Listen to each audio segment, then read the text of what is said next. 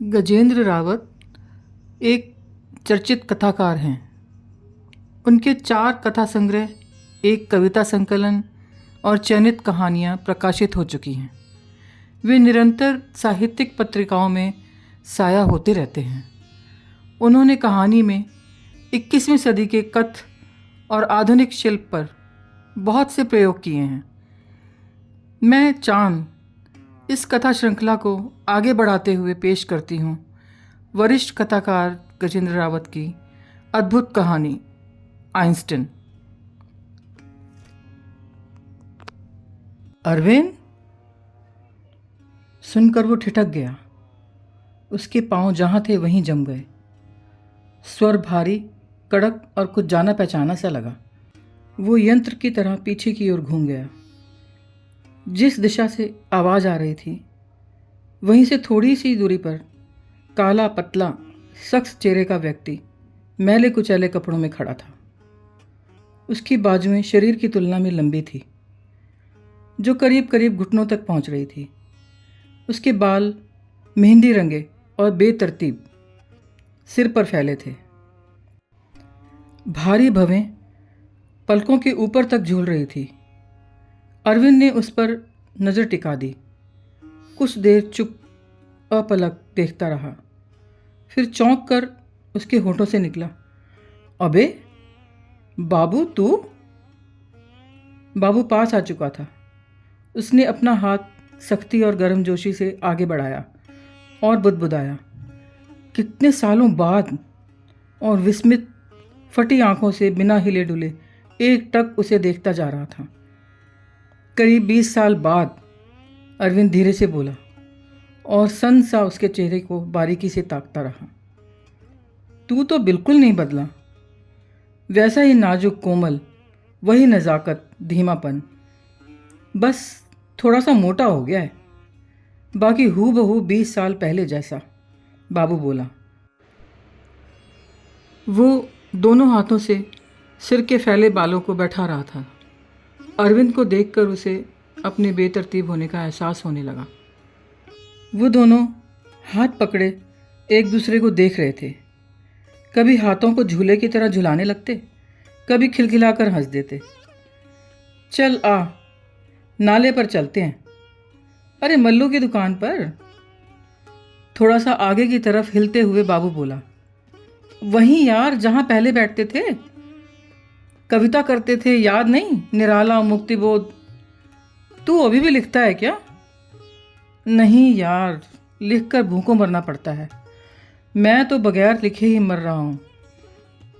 पहले पेट की लड़ाई से तो उबरें, तब जाके कहीं बारी आएगी कविता की। वो पहले पहल तो सामान्य बोल रहा था, लेकिन वाक्य के अंत तक सिर्फ उसके मोटे मोटे होंठ हिलते दिखाई दे रहे थे। फिर कुछ देर चुप रहकर वो बोला, अपना तो ऐसे ही है, चल चाय पीते हैं। है अभी वो दुकान? और वो कहाँ जाएगी? याद है कितनी लंबी लंबी बहसें चलती थी। वो एक कवि था ना जो पीएचडी कर रहा था, कितना खींचते थे उसको। कैसे कहता था मुंह बनाकर, मेरे संवेदनशील साथियों। हाँ हाँ यार, 2-2 बज जाते थे। मैं तुझे छोड़ने तेरे घर तक जाता था। बोलते बोलते उसका स्वर धीमा होता चला गया, मानो किसी गहरी खंदक में धंसता जा रहा हो। थोड़ी देर मौन रहकर वो फिर बोला, अब कोई चिंता नहीं। इन शब्दों के साथ वो खामोश हो गया। उसने लंबी सांस ली और आकाश की ओर सिर उठाकर एक आह भरी। तभी से उसकी काली गहरी आंखों में पानी तैरने लगा। एक अंतराल तक दोनों सधे कदमों से चुपचाप चलते रहे। वे अलग अलग कुछ बुन रहे थे, पुरानी स्मृतियों में घिरे हुए। क्या करता होगा ये? इसकी टोपी उसके सर? अरविंद चलते चलते सोच रहा था। यही तो लोग कहते हैं इसके बारे में।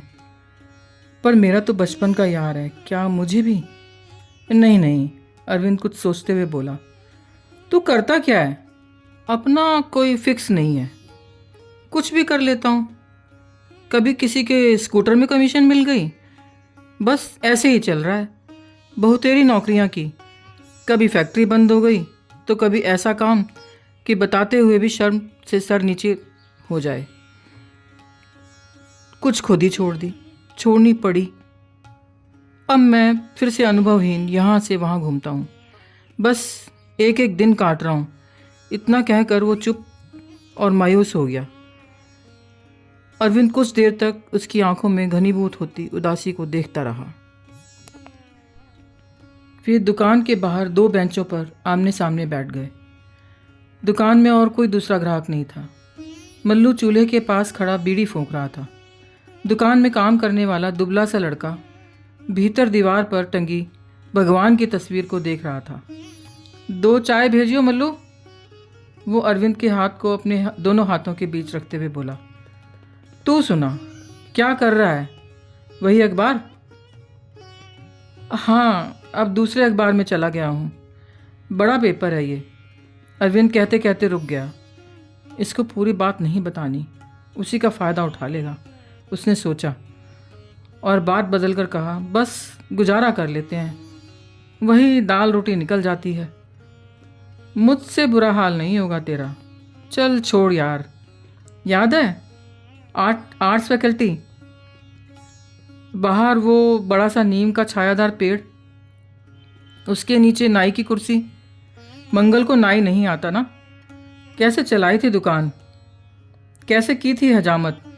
इतना सुनना था कि अरविंद अपने स्वभाव के विपरीत जोर जोर से हाथ पीटते हुए हंसने लगा। फिर उठ खड़ा हुआ और पेट पकड़कर बेआवाज़ हंसता रहा। थोड़ी देर बाद जब वो बैठा तो हंसते हंसते उसकी आंखों में पानी आ गया।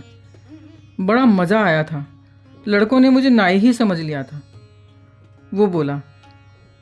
अरविंद अभी भी हंस रहा था। यार, कोई सोच भी नहीं सकता था कि तू वहीं का स्टूडेंट है। बातचीत से भी बिल्कुल नहीं, एकदम नाई लग रहा था। उस छोटे दुबले लड़के ने दोनों को चाय के कप थमा दिए और वहीं खड़ा हो गया। वो छाती से नंगा था। उसकी पसलियां सांस के साथ साथ एक लय में स्पष्ट हिलती दिखाई दे रही थी। अरविंद ने लड़के से नज़र हटाकर बाबू के घुटने पर हाथ मारकर कहा, तेरे कितने बच्चे हैं? 4, वो धीमे से बोला। इतने इस जमाने में? अरविंद चकित सा उसकी तरफ देखता रहा। पढ़ाई में कैसे हैं? वो फिर बोला, पढ़ाई में? वो जो सामने बिल्डिंग है ना, चारों वहीं पढ़ते हैं। ऊपर वाले की बड़ी कृपा है, चारों ही क्लास में प्रथम आते हैं। छात्रवृत्ति मिलती है चारों को। बड़े का तो पूछ मत, वो तो कंप्यूटर है, कंप्यूटर। अगर तू 1484 को 2520 से गुना करने को कहेगा तो सवाल ख़त्म होने से पहले ही वो उत्तर बता देगा। अरे वो कैसे? अरविंद का मुंह आश्चर्य से खुला रह गया। भाई कैसे, ये तो पता नहीं, बस गॉड गिफ्टेड है। अच्छा एक बात बता, हमें कहाँ तक पहाड़े आते थे? बड़ी मुश्किल से 20 तक। उससे बड़ी से बड़ी रकम का पहाड़ा सुन ले, 865 का सुन ले। अगले 500 साल में कितने दिन होंगे वो बिना मुश्किल के बता देगा। वो चाय का खाली कप बेंच के नीचे रखते हुए बोला। मैं कहता हूँ जीनियस है, जीनियस। वो जाएगा सापेक्षता के सिद्धांत से भी ऊपर। देख लेना। वो कुछ देर चुप आंखें बंद किए बैठा रहा, फिर मायूस होकर धीरे से बोला, पर बेचारे के भाग्य में नहीं है, आगे नहीं पढ़ पाएगा।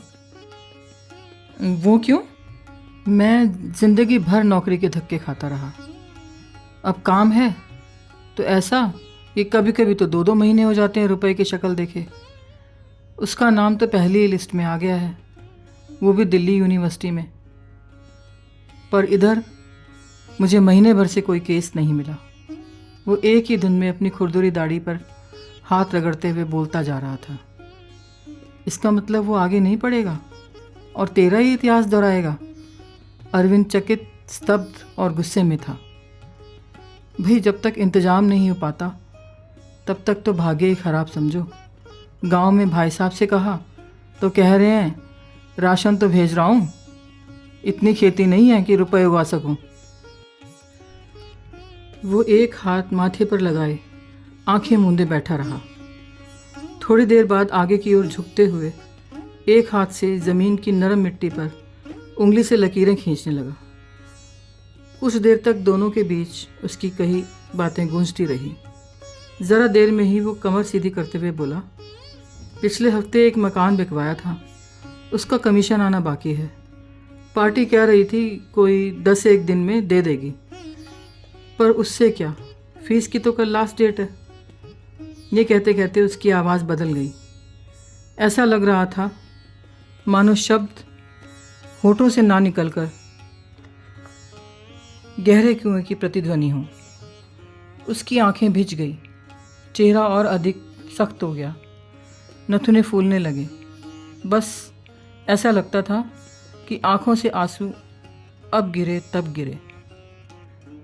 तू किसी से उधार क्यों नहीं ले लेता? वो अब भी आंखें झुकाए मुंह पर हाथ रखे बैठा था। ऐसा लग रहा था ना जाने कब से वे दोनों चुपचाप बैठे हों। बस उनकी सांसों की ध्वनि सुनाई दे रही थी। बच्चों का पढ़ना तो हर हाल में ज़रूरी है, और जब बच्चे इंटेलिजेंट हों भाई आगे की ज़िंदगी इसी से तय होगी। अरविंद के चेहरे पर गंभीरता की परत चढ़ गई। माँ बाप के पैदा करने के अलावा भी कुछ फ़र्ज़ हैं, पेट भरने से भी ज़्यादा ज़रूरी पढ़ाना। वो चुप ही रहा, फिर धीरे से बोला, अभी तो कोई नहीं है जो उधार दे सके। थोड़ी देर बाद उसने सिर झटक कर लंबी सांस ली और बोला, चल छोड़ यार, तू बता कैसे आना हुआ। एक काम करवाया था, प्रेस में पेमेंट देनी थी, वो मिला ही नहीं। कितनी पेमेंट करनी है? 5,000। बाद में कर दियो, हफ्ते 10 दिन में, वो धीरे से बोला और बीड़ी सुलगा ली। सिगरेट मंगवाऊं तेरे लिए? नहीं, रहने दे। वे चुप हो गए थे, सिर्फ बीड़ी के कश खींचने और कभी कोई वाहन के गुजरने का स्वर सुनाई दे जाता था। बाबू का सिर नीचे झुका था। ज़मीन की ओर बारीकी से ताकते हुए वो बोला, यार अगर तू ही दे दे कुछ रुपए तो बस पार्टी से मिलते ही तुझे वापस कर दूंगा। वे फिर से चुप हो गए। यार तू टाइम पर दे तो देगा, नहीं तो मुझे बहुत दिक्कत हो जाएगी, फंस जाऊंगा मैं। अरविंद बहुत ही गंभीर होकर बोला, कितने दूं? 3 दे दे। तू कहेगा तो 2 और मिलाकर प्रेस में ही दे आऊँगा। अब उसका सर उठा हुआ था। नहीं नहीं, तू मुझे ही देना। ये कहते हुए उसने जेब से 3,000 गिनकर उसे पकड़ा दिए। एक एक चाय और पीते हैं। नहीं नहीं, बस चलते हैं, घर उसी गली में है ना? हाँ हाँ, अब तो 1 मंजिल ऊपर और चढ़ा ली है। अच्छा चलता हूँ, कब आऊँ फिर? मैं तो रोज़ ही आता हूँ यहीं पर, जब मर्जी आ जा, यहीं होता हूँ शाम को। वे एक दूसरे की विपरीत दिशा में चलने लगे। वो उसे छोड़कर बड़ी सड़क की ओर निकल आया। मोड़ पर मंदिर से सटी दुकान पर वो रुका। उसने सिगरेट मांगी तो दुकानदार आश्चर्यचकित होकर बोला, अरविंद बाबू, आप इतने सालों में? अरे तुमने पहचान लिया? मैं सोच रहा था पहचानोगे नहीं। चलो सिगरेट हमारी तरफ से, पैसे रहने दो। दुकानदार के चेहरे पर मध्यम मुस्कान तैर रही थी। उसने सिगरेट सुलगा ली और कश खींचकर बोला, तू बाबू को जानता है? उसने धुआं छोड़ा और बोला, वही यार जो 80 नंबर गली में रहता है। कौन बाबू? भाई जो मेरे साथ रहता था, काला सा। अच्छा, वो भूरे बाल वाला? हाँ हाँ, वो तो कब का इलाका छोड़ गया। तो अब कहाँ रहता है? वो भौचक्का स्तब्ध सा दुकानदार के चेहरे को देख रहा था। पता नहीं, भगवान जाने, वो तो कब का चला गया। उसके हाथ जल्दी जल्दी पान के पत्ते पर कत्था चूना मिला रहे थे। और वो उसका लड़का जिसने स्कूल में टॉप किया है? क्या बात कर रहे हैं आप? उसका कोई बच्चा कभी स्कूल नहीं गया। वो सामने स्कूटर रिपेयर की दुकान है ना, वो काला सा लड़का देख रहे हो, वो ही बाबू का लड़का है, आइंस्टीन। इसने कभी स्कूल का मुंह नहीं देखा। अरविंद को लगा जैसे उसके पैरों तले से ज़मीन खिसक गई हो और वो कभी भी ज़मीन पर गिर पड़ेगा। उसके फक चेहरे के ठीक सामने सिगरेट का दूधिया धुआं ठहरा हुआ था, जिसके बीच से वो सामने की दुकान पर खड़े काले लड़के को देख रहा था। उसके होठों से स्वतः ही एक शब्द बाहर तक आ गया। आइंस्टीन?